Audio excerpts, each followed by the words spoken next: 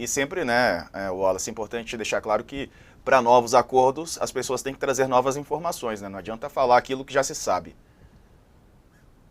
Exatamente, Diego. E aí aparece aquele famoso dilema do prisioneiro, né? Quem fala primeiro pode trazer provas que, eventualmente, quem fala depois, né, não consegue mais usar. Então, de novo, mais uma vez, eu acho que isso é sempre muito importante frisar, porque nós não podemos incidir nos mesmos equívocos. Prisão não deve ser utilizada como elemento para forçar colaboração.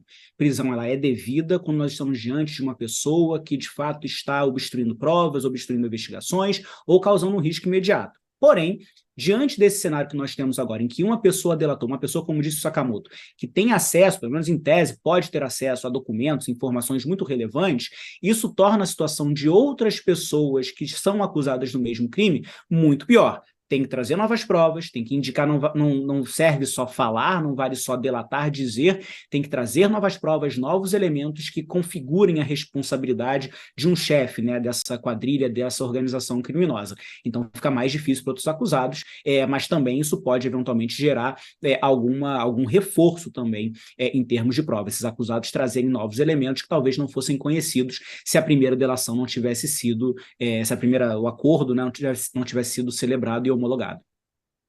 Diego. Outro tema que eu queria aqui aproveitar a presença de vocês, o Exército informou que o Tenente-Coronel Mauro Cid vai ficar sem ocupar a função, né? Ele vai ficar sem ocupar cargo, sem exercer a função dele. Mesmo assim, o salário continua sendo pago, né? Desde o início da investigação, na verdade, já está.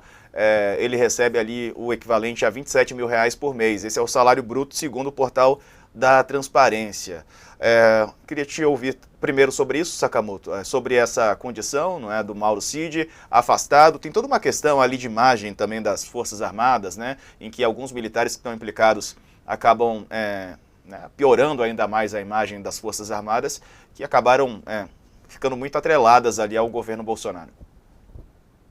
Mas olha, ô Diego, é aquela velha coisa, né? O que que é uma manchinha na roupa para quem está com lama até o pescoço, né?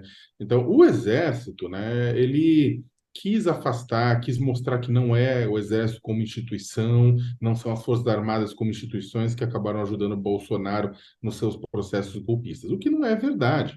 Vamos lembrar que no final do ano passado, em novembro, né, as Forças Armadas fizeram aquele papelão horrível com aquele relatório, primeiro com todo aquele relatório com relação à integridade das urnas eletrônicas, né? O relatório não encontrou nada, mas mesmo assim a cúpula das Forças Armadas usou uma falácia muito conhecida em qualquer manual da quinta série, de que, olha, não é porque a gente não encontrou nada que nada pode estar acontecendo, né? Então, isso tá de brincadeira, né? O que nem você prender alguém, olha, não é porque eu não achei você cometendo um crime que você não pode não ter cometido crime algum, né? Isso é um absurdo.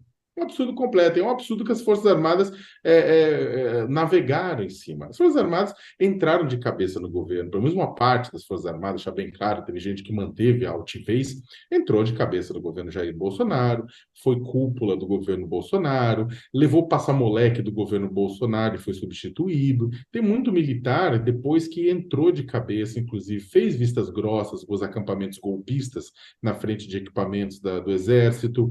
Teve militares que, no dia 8 de janeiro, na tentativa de golpe, né, fez, na verdade, basicamente ajudou golpistas, isso estava claro, né, no Palácio do Planalto, né, houve um coronel, inclusive, outras foi que tomaram bronca de policiais militares por conta disso. O telefone de celular de Mauro Cid gritou uma série de evidências mostrando como oficiais de altas patentes estavam pedindo, clamando golpe militar. E aí o que acontece é que com a prisão de Mauro Cid, o Cid foi depor na CPMI de farda, levando toda a lama que ele estava metido, que a gente já falou há pouco, que vai de dinheiro retirado para os gastos da primeira-dama, que ninguém sabe de onde foi, até a venda de joias no exterior, para ricaços, joias brasileiras do patrimônio público vendido para ricaços nos Estados Unidos, que Cid estava envolvido, a família do Cid estava envolvida, o pai do Cid, que era general, um general famoso, né, bem quisto nas Forças Armadas, também estava envolvido, muambeiro de ouro no meio de tudo isso. Então, o que acontece é que as Forças Armadas foram para a lama com Jair Bolsonaro. né? É claro que a cúpula, né, a maioria da cúpula não quis entrar, no final das contas, numa aventura golpista quando ela se pôs na rua, né? E aí, só que você tem uma grande quantidade lá dentro que precisa ser depurado, pessoas que têm uma responsabilidade porque foram golpistas, porque foram lenientes com o golpismo e tudo isso mais.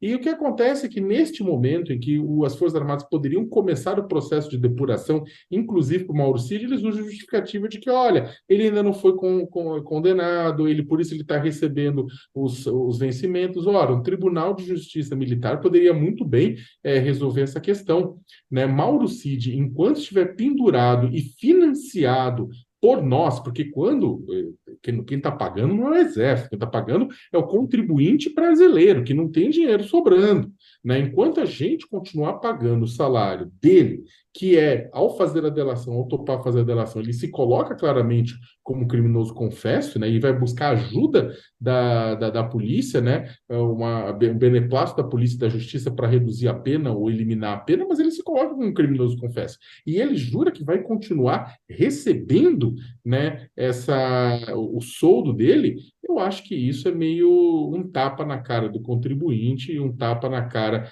daqueles que defendem a democracia. O que diz a legislação sobre isso, professor, né? Ele está afastado, mas está recebendo esse salário que para os padrões brasileiros é um bom salário, né? Diego, a legislação, ela convalida esse tipo de situação. Na verdade, nós temos que pensar em duas questões que são relativamente diferentes, distintas. A primeira é a do militar ou do servidor público em geral, que é afastado do seu cargo provisoriamente, liminarmente, que é esse caso. De fato, não tem como nós vermos uma situação como a do Mauro Cid, que tem mais do que indícios de participação em uma grande organização criminosa contra o Estado Democrático de Direito, e não ter algum tipo de repulsa, né, ou mesmo de insatisfação por ver essa pessoa continuar recebendo seu soldo, um soldo bastante relevante e desproporcional considerando a realidade brasileira.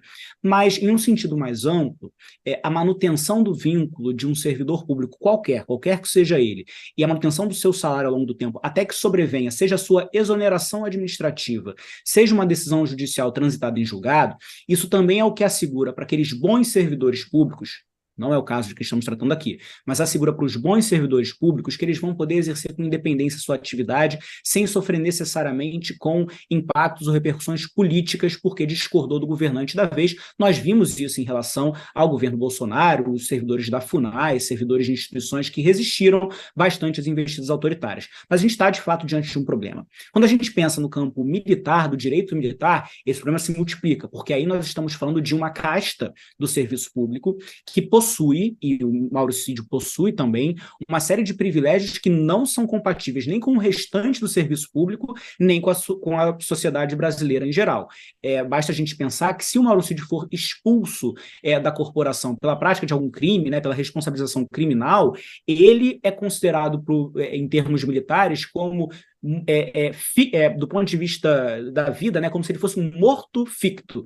É como se ele tivesse morrido ficticiamente para o exército, e isso permite aos seus herdeiros receberem uma pensão equivalente ao seu soldo. Isso não existe, né, em nenhum outro lugar do serviço público brasileiro, uma pessoa ser recompensada, ou mesmo seus familiares serem recompensados porque você praticou um crime e foi expulso de uma corporação. Aí nós estamos no campo de privilégios indevidos, entre os vários que as Forças Armadas conseguiram obter no Brasil por força desde os tempos de ditadura e da manutenção do seu poder até hoje. Isso, de fato, é um problema, nós temos que ficar atentos agora. No campo da manutenção do soldo, é importante que o Exército haja, sabemos que não há muitos incentivos, mas que o Exército haja para realmente responsabilizar o dentro da corporação, para que o recebimento mensal ele possa parar, Diego. Verdade.